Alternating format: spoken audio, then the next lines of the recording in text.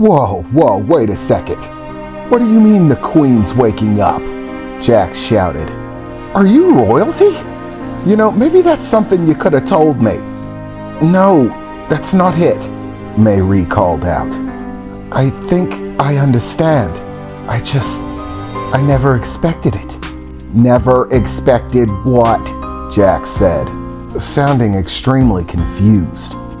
Listen, on my world, there are legends, stories passed down by the Veyri, the tree ancients, the ones who keep the knowledge and pass it down through the generations as their purpose.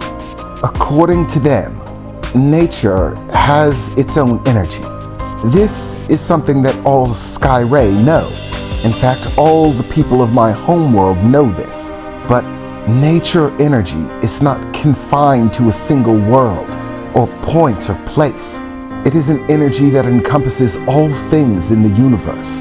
There is a flow of power and energy that brings life to all things in this universe.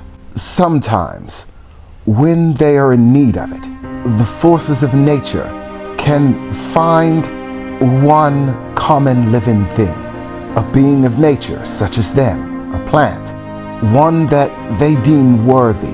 This individual essentially becomes the representative for nature itself, for its will and intent. The problem with most other living beings is they refuse to see plants as living beings. They never think of us the same way they think of themselves. But all races have their rulers. Human beings have kings and queens, as do animals, kingdoms, countries, planets, governments. All have those who are assigned to rule and given power and influence. This is not something that is beyond nature. Even in nature, in plants, one being can be given rule by nature, bestowed the title of king or queen. It is an ancient legend passed down on my world. It is said that it was the first ruler, the first one given right and privilege by the forces of nature on our world, who sprang to life all things, created the grand forest and the countless races that inhabit my world. This individual on my world is known as the king or queen, and the process by which they become the king or queen is known as the royal bloom, the point at which a king or queen emerges as such, quite literally blossoming into a ruler. It was at that point that Jax began to notice a furrowing in Mayrie's face as she clutched across her midsection with one arm, the other covering her mouth, which was beginning to press, a few tears running down her face. Mayrie? What's wrong, Mayrie? Jax called out. She was so robbed, Mayrie said. Robbed of everything she was entitled. Robbed? What are you talking about? Jax called out again, beginning to close in on Mayrie, placing his hand on her shoulder and trying to look her in the eye. Mayrie turned in his direction, tears still running down her face. Do you have any idea? If Rose was on our home world when this happened, she would have been crowned ruler, queen of our entire world. Every living being that resided there would have knelt before her in this moment. Every living being on our world would have been able to sense this, to feel it in their bones as nature cried out, "A queen has come." And now, my daughter blooms alone, a queen in a world with no others like her, she said, tears still running down her face as she stared in Rose's direction. The grass had now completely encompassed her, covering her feet across. nearly a 6-foot wide dome of grass that seemed to press together so hard that it was almost as if it was forming something else. A gigantic bulb. Just then, they began to feel a rumble in the ground, as if there were an earthquake. Small rocks beginning to skitter across the surface of the ground, as they saw massive vines beginning to tear their way up, ripping through rock and stone and earth, tearing the area around that bulb to shreds, burrowing their way in and out, spreading wider as that massive bulb began to lift upon the top of what seemed like a massive stalk, raising off of the ground, higher and higher, twisting, curling, and whirling around itself.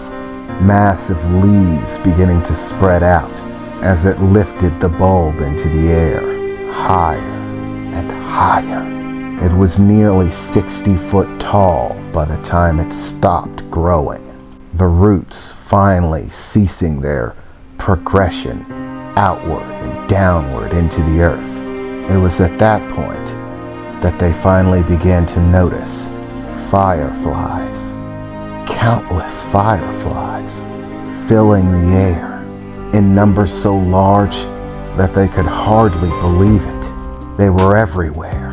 Wind whipped the area. The grass swayed in the breeze, and yet the breeze itself seemed to circulate, winding around this massive stalk so tightly that they could actually see the circle in the grass as it bent in the breeze, whirling in circles around the stalk. Fireflies caught in the mix, and a swirl of light that seemed to flow towards the top, where the fireflies spread out into the sky at the top of the 60-foot stalk.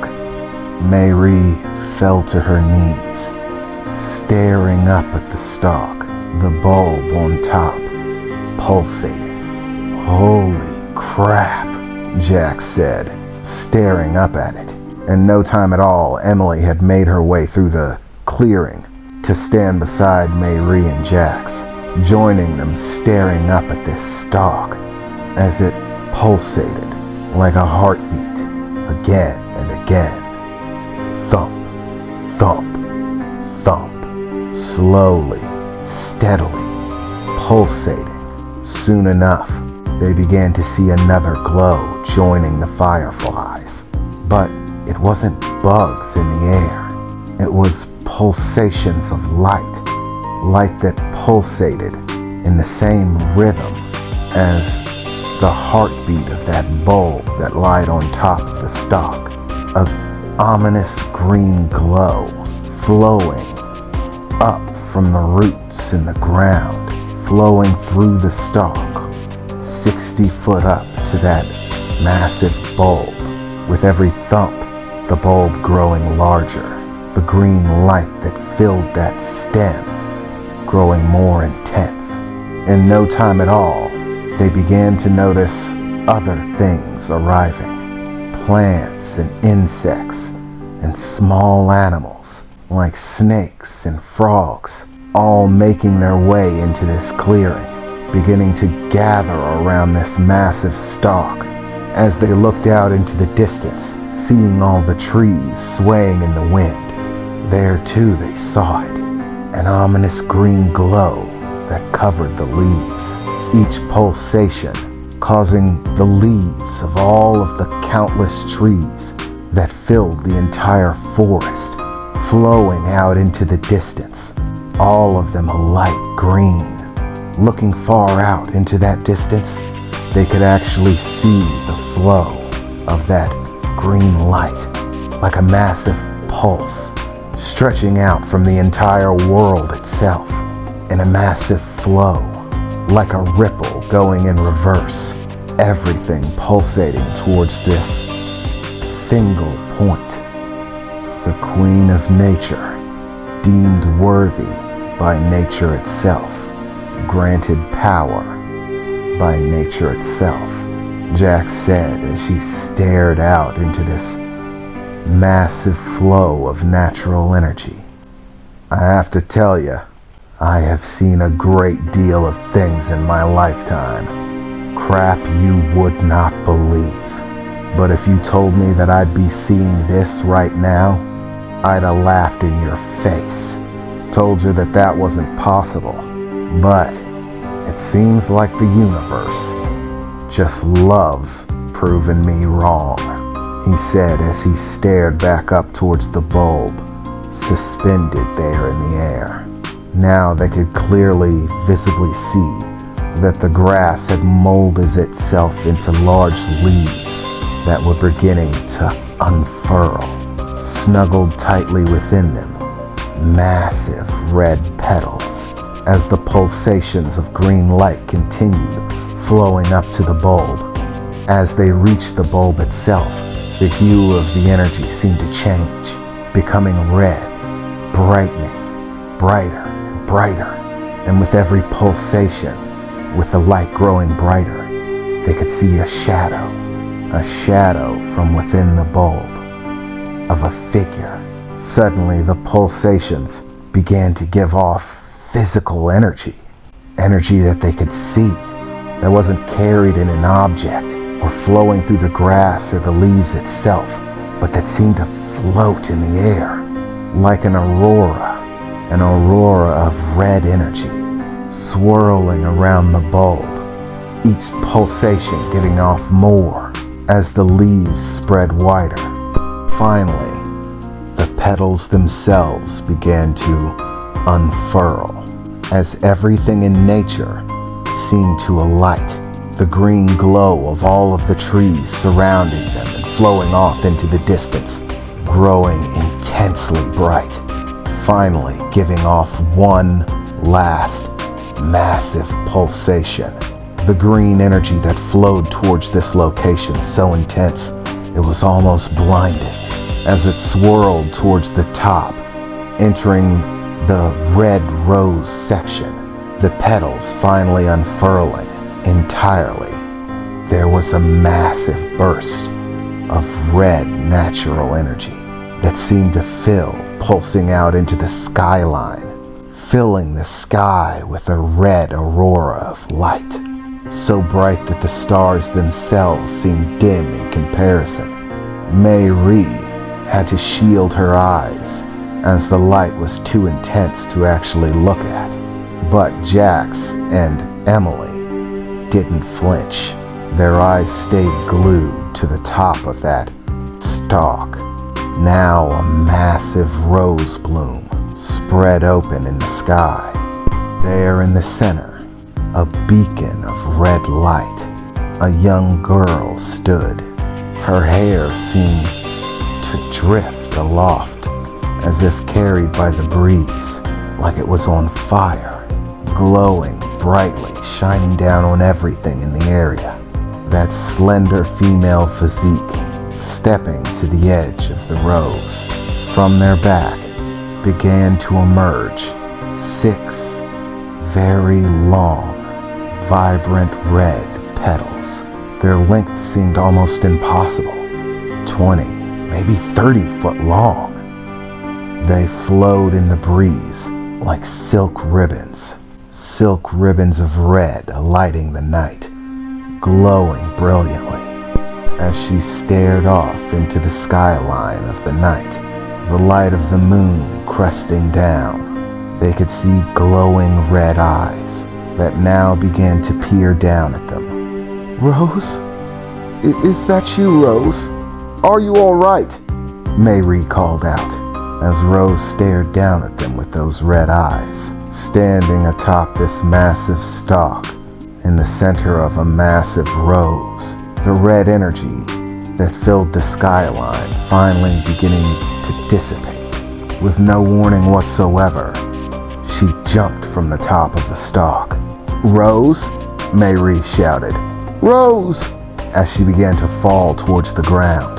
Before, those long flowing petals, like red silk in the breeze glowing brightly, spread out acting like a parachute, gently lowering her to the ground slowly as she finally made contact gently on the surface of the ground, her hair still glowing brightly, those red petals whirling around in all directions. And she looked at Mayrie, Jax, and Emily, her eyes glowing a bright red. "Rose? Is that still you, Rose?" "Yes, Mom," Rose said, sounding very serious. "It's me. I am still me, I think," she said as she began to look herself over. As she did, Rose began to note that not everything was as it was. Rose had actually grown. Not a massive amount, but she was at least an inch or two taller than she was. Looking down, she could also tell that her chest was somewhat bigger. Her legs looked somewhat longer. Rose was having a hard time gauging it by looking at herself, but she had undergone some development. She now looked at least a year or two older than she actually was. Mayrie began to approach, slowly taking steps towards Rose. For the first few steps, she was hesitant, as if she was unsure of what to do. But as if to cast that question aside, Rose quickly ran over, embracing her mother, hugging her tightly.